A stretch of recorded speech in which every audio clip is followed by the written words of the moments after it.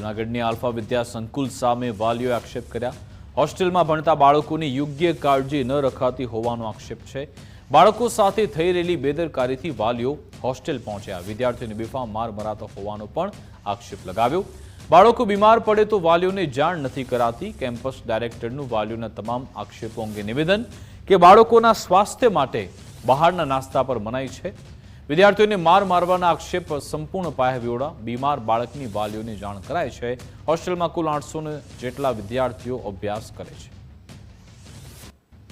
અને મારા છોકરાને મારવામાં આવ્યો હતો 1 તારીખે, આજથી 9 દી પહેલાં માર્યો હતો। તો એને 10-12 ઝાપટું મારી, થમથી માર્યો અને હું રાવ લઈને આવી। મારી રાવ વિનોદ છે। બસ લોબીમાં દોડતા હતા તો પ્રેમથીમાં પણ સમજાવી શકતા હતા ને। મારવાનો કોને અધિકાર આપ્યો એને? અને પાછા મારા બાળકને 6 દિવસ પહેલાંનો તાવ આવતો હતો અને મને 7મા દિવસે કીધું મને। મારા છોકરા હાલતા એને ચક્કર આવી જાય છે, હાલતા તાવ આવી જાય છે, તો જ્યારે તાવ આવે છે ત્યારે કેમ નથી કહેતા?